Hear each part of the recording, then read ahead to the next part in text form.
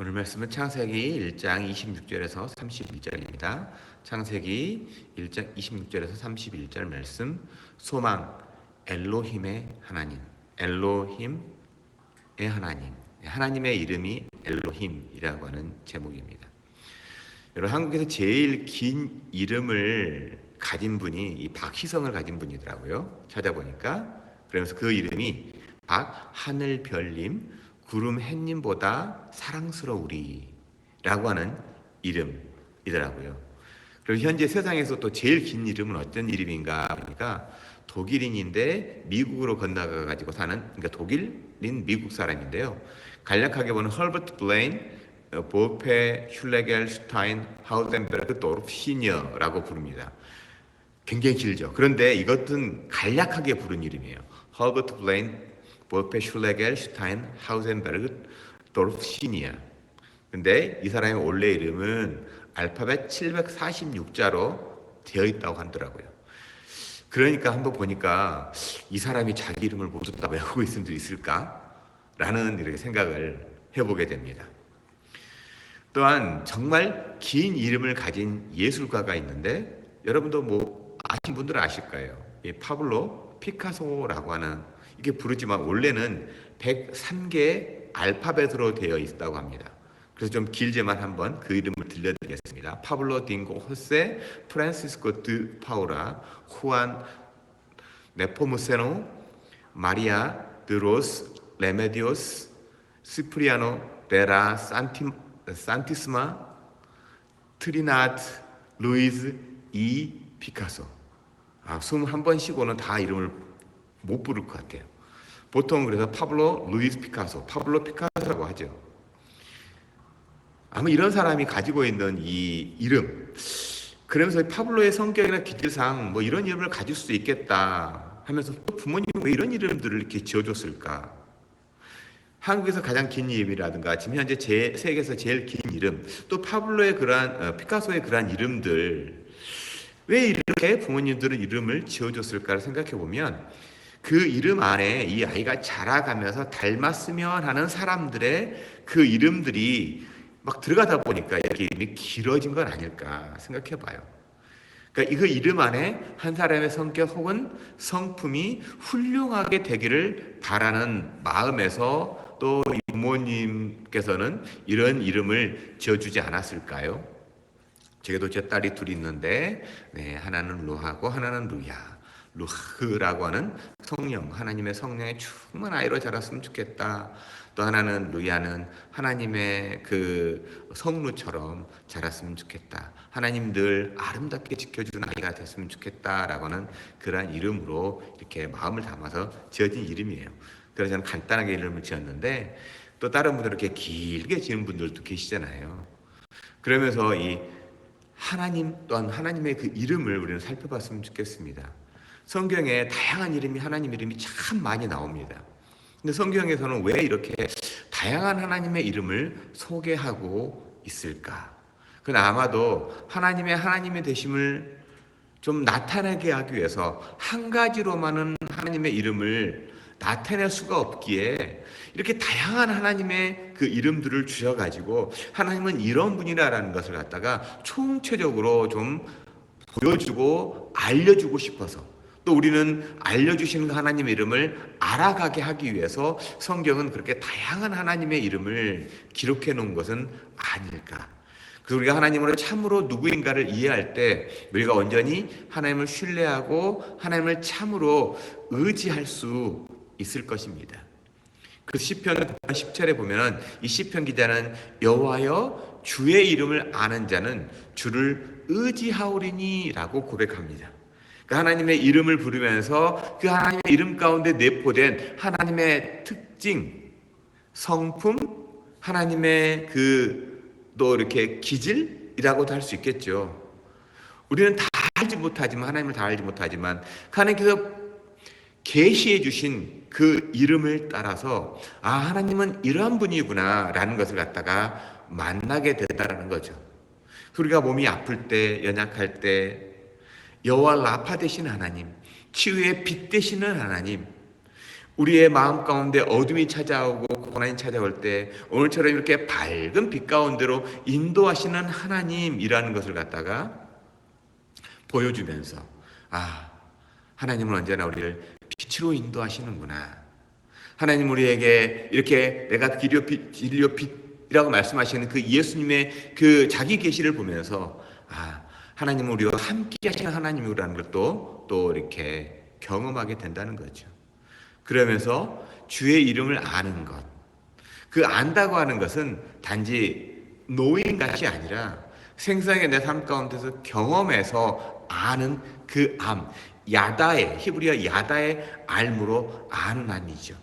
그랬을 때 나는 하나님을 온전히 의지합니다라고 하는 시편 기자의 고백처럼 우리가 하나님의 이름을 알아간다고 할 때 우리는 우리의 상황과 형편이 어떠하든지 하나님의 이름을 하나하나 알아가면서 그 하나님의 이름을 부르며 우리가 넉넉히 삶을 건너갈 수 있지 않을까. 그런 의미에서 오늘 우리는 엘로힘의 하나님, 엘로힘 하나님을 좀 알아봤으면 좋겠습니다. 이 엘로힘이라고 하는 것은 원래는 엘 혹은 엘로아라고 하는 단수형인데요. 그런데 복수형이 바로 엘로힘이란 말입니다. 그러니까 이 강한 자, 능력 있는 자라고 하는 이 엘이 그러면서 이제 그 복수형을 써서 정말 그 어떻게 보면 최상급이라는 거죠. 이 히브리어 그 의미상 이 단수형을 강한 자, 뭐 이렇게 능력 있는 자, L이라는 걸 갖다가 더 이렇게 영어로 most, 어떤 best, 그러니까 최상급을 쓰면 엘로힘이라는 거예요. 그러면서 L이라는 단어는 히브리 성경에 한 200회 등장합니다. 그런데 엘로힘은 2,500번이 등장합니다. 그러니까 엘로힘, 하나님의 이름이 그래서 창세기에만 31번 등장합니다. 그 대표적으로 등장하는 그 대목이 창세기를 시작하는 1장 1절 태초에 하나님이라고 할 때 그때 그 하나님이 엘로힘의 하나님입니다. 그때 우리가 이 하나님의 이름 엘로힘을 통해서 알아야 할 그 하나님은 어떤 분인지를 먼저 알아봤으면 좋겠다는 거예요. 그분은 만물을 창조하신 하나님 엘로힘이라는 거예요. 지난주는 우리가 부활의 주간으로 보냈습니다. 부활절. 그 부활주간 삼위일체의 하나님 가운데서 우리는 그 예수 그리스도를 통해서 우리에게 어떤 분인가를 묵상했다면 그러면 그 예수 그리스도는 또한 우리는 어떤 분인가? 그러니까 우리를 부활하시는 그 하나님, 아버지 하나님 참 이게 삼위일체 하나님을 설명하기가 너무 쉽지는 않아요. 도저히 우리의 머리로는 이해가 안 됩니다. 그래서 이거를 뭐 이렇게 이해하기 쉽게 좀 풀어서 하는데 그것만 갖고도 다 우리는 이해할 수가 없어요. 그래서 이해할 수 없다 보니까 믿지 못하겠다라고 하는 분도 계시는데 좀 뭐 그럴 수도 있겠다는 생각도 들지만 우리가 그 엘로힘의 하나님, 하나님의 그 이름 중에 하나이잖아요. 그것도 엘로힘이라는 것은 그 야훼 하나님의 정말 그 너무나 하는 이름 중에 하나인 거예요. 어떻게 우리 다 할 수 있겠어요? 그런데 그 하나님이 제일 먼저 하신 일이 천지를 창조했다라고 말합니다. 그래서 성경이 시작하는 창세기 1장 1절에 보면 하나님이 태초에 천지를 창조하셨다고 말합니다. 이거 선언이에요. 천지를 창조하신 하나님 나타내는 단어가 엘로힘. 이 복수형을 우리는 좀 묵상해 볼 필요가 있습니다. 그래서 이게 성경학자는 두 가지로 해석을 하는데 하나는 삼위일체, 진짜 말씀드렸던 것처럼 삼위일체, 그래서 이 창조 사역에 동참하셨다. 나를 위해서 십자가에 죽으신 예수 그리스도께서 창조하시는 그 사역에 함께 동참하셨다. 내가 예수 그리스도를 알 수 있도록 성령께서 만져주셨는데 그 성령 하나님이 태초에 천지를 창조하셨다. 거기에 동참하신 하나님, 성부, 성자, 성령 하나님의 그 이름이 엘로힘입니다. 그분이 바로 천지를 창조하셨던 거예요. 그래서 엘로힘의 이 가장 끝에 임이라고 하는 엘로힘 할 때 임이라는 말은 히브리 특성상 일반적으로 세 가지 이상의 존재를 나타내는데 임을 사용합니다. 어떻게 보면 최상급이 될 수 있고 많다라는 거예요. 히브리의 특성상 단수, 둘의 복수, 셋 이상의 복수가 이렇게 나뉘는 거예요. 그러면서 임은 셋 이상의 복수를 사용할 때 씁니다. 그리고 창세기 1장 26절에서도 하나님이 이르시되 우리의 형상을 따라 우리가 사람을 만들자. 오늘 말씀을 시작하는 창세기 1장 26절 그렇게 시작하잖아요. 우리가 우리의 형상을 따라서 우리라고 하는 복수 인칭 대명사를 사용하는 것을 주목해 볼 필요가 있는데 어떤 분은 하나님이 천사를 통해서 천지를 창조하셨기 때문에 우리라고 하셨다는 분이 있습니다. 근데 성경 어디에도요 천사와 함께 세상을 창조했다는 그런 말이 없어요. 또 천사가 하나님의 형상대로 지음받았다라고 하는 그러한 내용이 나오지도 않습니다. 성부, 성자, 성령 삼위로 계시는 하나님, 하지만 그 하나님이 일체적인 사역이 바로 천지 창조를 하셨고 또한 그의 형상을 따라서 우리를 만드셨다. 이제 이 다음에 살펴보겠지만 먼저는 제가 천지 창조에 대해서 말씀드립니다. 그러면서 그 엘로힘, 당시 문학적인 해석으로 본다면 히브리의 복수형은 위엄, 아까 말씀드렸죠. 이 가장 최상급, 초월적인 능력을 나타내기 위해서 사용되는 그거예요. 그러니까는 능력을 가진 자가 천지를 창조했다가 아니라 그 초월적인 도저히 우리의 상상을 넘어서는 그 하나님께서 천지를 창조하셨다라고 하기 위해서 문학적인 특성상 또한 그걸 빌려서서 이렇게 하나님께서는 자신을 나타내는 최상급으로 나타내는 것이 바로 엘로힘이라는 거예요. 그래서 성경은 매우 일관성 있게 창조는 하나님의 능력과 지혜의 결과라고 하는 것을 증언합니다. 로마서 1장 20절에 보면 창세로부터 그의 보이지 아니하는 것들 곧 그의 능력과 신성이 그가 만드신 만물에 분명히 보여 알려졌나니. 그러니까 하나님께서 우리에게 볼 수 있도록 알 수 있도록 하기 위해서 천지를 창조해 주신 거예요. 이 부분을 참 해석하기가 쉽지 않아요. 보이지 않는데 자, 빛이라는 게 우리는 이렇게 보이지 않잖아요. 근데 밝으면 이렇게 뭐 이렇게 드러나서 이렇게 보이잖아요. 우리 눈 망막에 들어와서 이렇게 보여지잖아요. 근데 그렇다 보여줄 수 있도록 스펙트럼이라고 하는 걸 나타내서 이렇게 프리즘이라고 하는 걸 통해서 빛이 이렇게 7가지, 솔직히 7가지는 더 될 수 있습니다. 그러니까 이 7가지 빨주노초 파남보, 또 자외선, 또 적외선 나눠가지고 우리가 이렇게 보여지잖아요. 프리즘이라는 걸 통해서 그 창을 통해서 보는 거잖아요. 근데 우리가 볼 수 없는 영역이 더 많다는 거잖아요. 그러니까 볼 수 있는 영역 안에서 볼 수 있도록 나타내는 그 하나의 부분이 엘로힘이라는 거예요. 그래서 이 천지 창조에 대해서 우리는 현대 과학이 발달하고 있지만 과학은 아직도 하나님이 이러한 천지 창조에 대해서 한 지극히 한 부분, 너무나도 작은 한 부분만을 만지고 볼 수 있는 거예요. 다 몰라요. 신비의 영역으로 남아 있습니다. 이러한 창조의 신비를 알면 알수록 느끼면 느낄수록 우리는 창조주 하나님께 엎드릴 수밖에 없어요. 인간이 뭐라고 우리가 다 알았다고 말할 수 있겠어요? 알았다고 말할 수 없습니다. 오히려 모르는 분야가 훨씬 많기 때문에 그렇습니다. 때문에 피조민 우리는 엘로힘 하나님께 드려야 할 것은 고개를 뻣뻣이 들고 나 그거 아는데요가 아니에요. 하나님을 찬양하고 경배하는 것 외에 없어요. 그래서 계시록 4장 10절에서 11절에 보면 모든 시대를 대표하는 24 장로들이 천국 보좌에 앉으신 하나님께 엎드려 경배하며 올려드리는 고백. 우리 주 하나님이여 영광과 존귀와 권능을 받으시는 것이 합당하오니 주께서 만물을 지으신지라. 왜 우리가 경배한다고요? 엘로힘 하나님, 그분이 천지를 창조하셨기 때문에. 그 천지를 창조하신 것 중에 나도 하나 들어가는 거예요. 그러니까 피조물을 우리는 만물을 지으신 하나님께 찬양과 경배하는 것 외에는 없어요.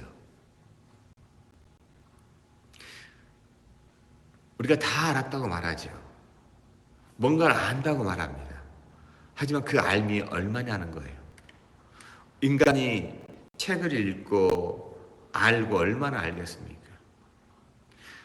저 큰 바다에 한 잔의 물도 안 되는 것이 인간의 알미라는 거. 제가 하나님을 만나고 하나님께서 들려주신 제일 먼저 해주신 이야기가 바로 거기에 있습니다. 우리가 하나님을 안다고 말하지만 그 하나님을 아는 것, 바다에 한 컵의 물도 안 된다는 거예요. 물도 안 되는 양을 안다고 말하면서 인간이 하나님을 알았다라고 말하고 있는 존재가 인간이라고 하나님께서 내게 들려주셨다는 거죠. 거기에 하나님께 물어봤습니다. 제가. 그럼 하나님 우리는 어떻게 합니까? 거기 그 하나님의 그 넓고 광활한데 너무나도 무한한 하나님 앞에 우리는 어떻게 할까요? 그 하나님을 누리라고 말씀하시더라고요. 누려라.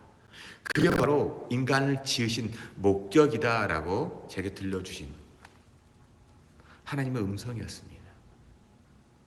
우리는 지음받은 대로 살면 되는 거죠.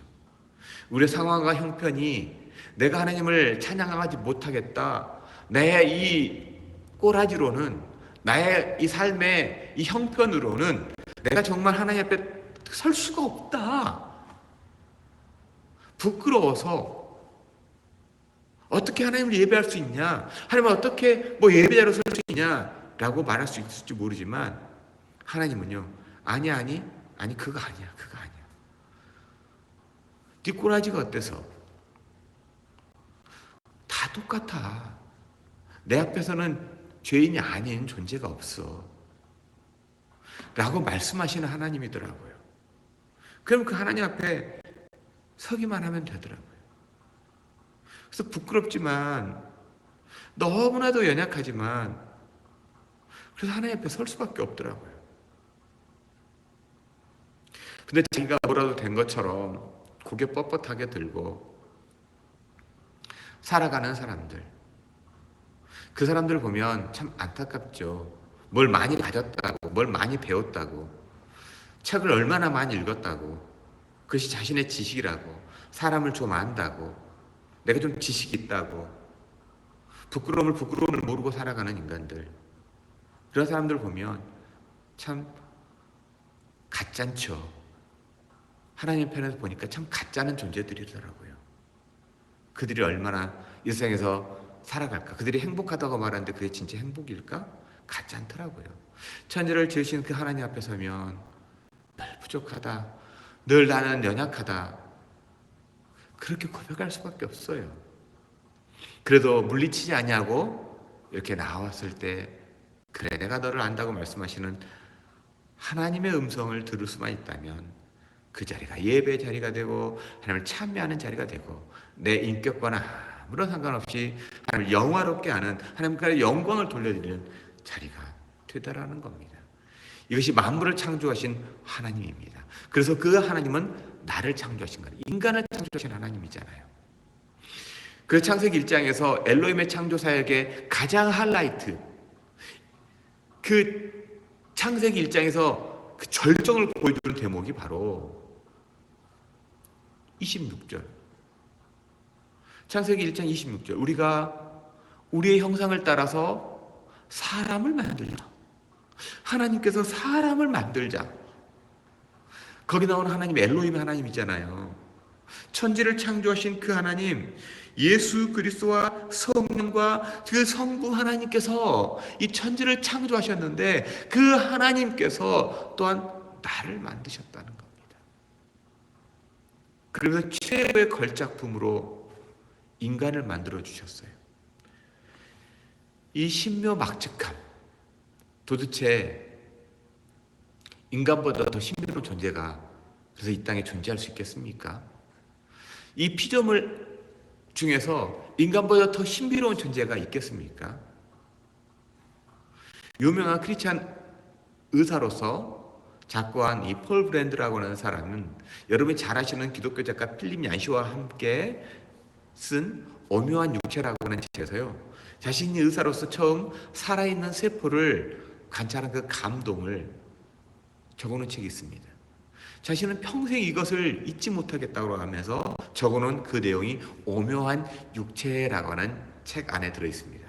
그 살아있는 세포야말로 정말 지상의 최대의 경이 중에 하나가 되어야 마땅하다라고 그는 말합니다.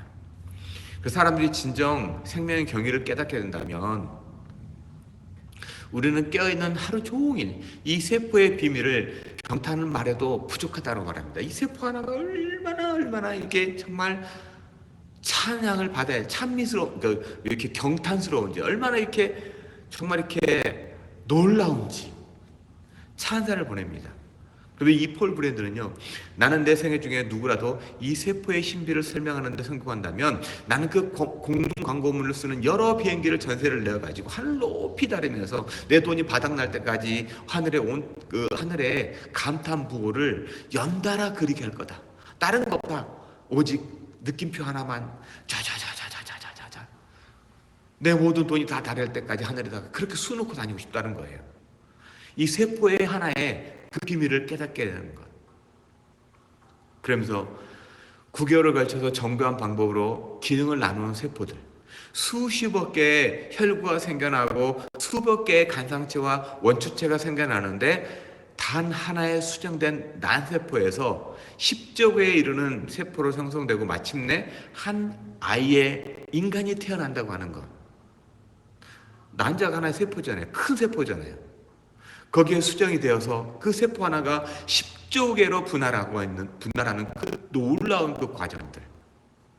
어떤 세포는 우리의 눈이 되기도 하고, 간이 되기도 하고, 심장이 되기도 하고, 손이 되기도 하고, 발이 되기도 하고, 머리카락이 되기도 하고. 어떻게 그렇게 분할하는지 지금도 몰라요. 이 세포의 한 부분이 어떻게 바뀔지 몰라요. 이 만능세포, 줄기세포가 만능세포잖아요. 무엇이든 될 수 있는 세포잖아요. 몰라요. 단지 그런 게 있다는 걸 알 뿐이죠. 도대체 그 무엇으로 이러한 신비를 설명할 수가 있냐는 겁니다. 단지 우리가 할 일은 시편 39편 기자처럼 내가 주께 감사하오면 나를 지으심이 신묘막측. 옛날 성경의 신묘막측. 참 기묘하십니다. 주께서 하시는 일이 기이함을 내 영혼이 잘 아나이다. 감탄하는 것밖에 없다는 거예요. 이러한 폴 브랜드의 설명과 묘사는 주로 우리 육체에 대한 것이지만 우리 인간의 영혼 또한 어떻습니까? 우리 인간의 영혼 얼마나 신비스럽습니까? 의식, 그 의식을 지배하는 또 영혼, 참 신비스럽습니다. 인간의 영혼이야말로 하나님의 인격과 품성이 깃들어 있는 존재의 지성소라고 할 수 있습니다. 그래서 창세기 1장을 보시면 엘로힘 다음으로 제일 많이 나오는 그 단어가 어떤 단어냐면 종류대로라는 거예요. 그 종류대로. 말은 말처럼, 소는 소처럼, 개는 개처럼, 고양이는 고양이처럼.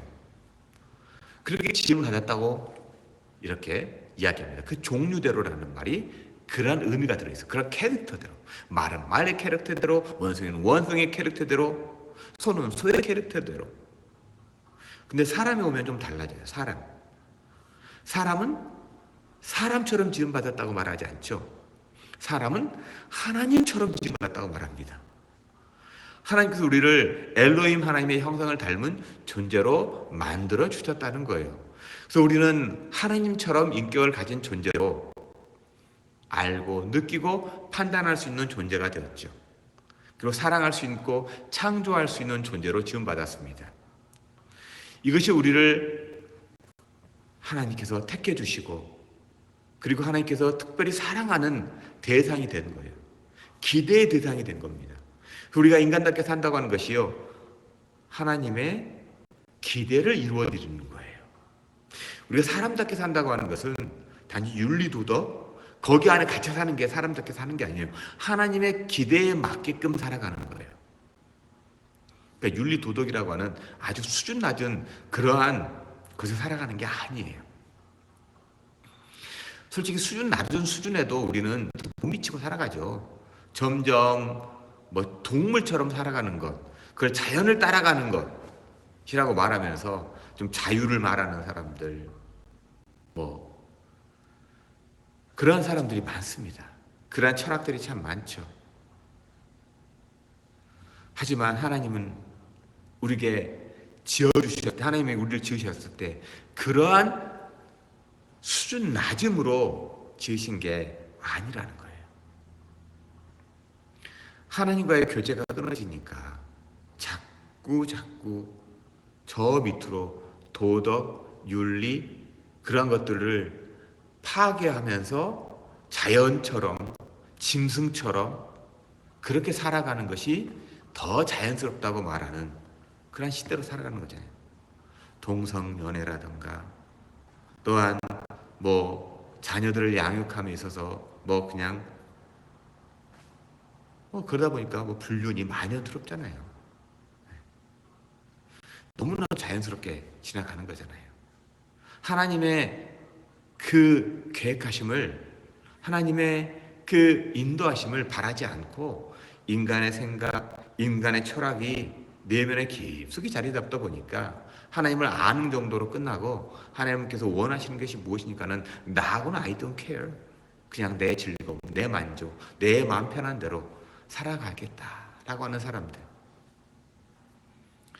그러니 그분의 기대를 이루어드릴 수는 없잖아요. 하나님을 만나지 못했기 때문에 그분의 뜻을 어떻게 알겠습니까? 그 하나님의 뜻을 알기 위해서 우리는 어떻게 할까요? 다른 게 아니에요. 예수 그리스도를 만나야 하는 거죠. 예수 그리스도를 보내주신 중요한 이유가 바로 하나님과의 교제를 회복하기 위해서 아닙니까?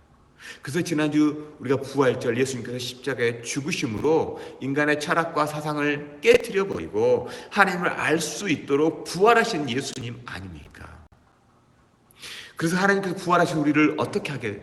고린도서 1장 9절에서 너희를 불러 그의 아들 예수 그리스도 우리 주와 더불어 교제케 하시는 하나님은 미쁘도다. 사도 바울은 고백합니다. 엘로힘의 하나님은 우리와 교제를 기다리시는 하나님이라는 거예요.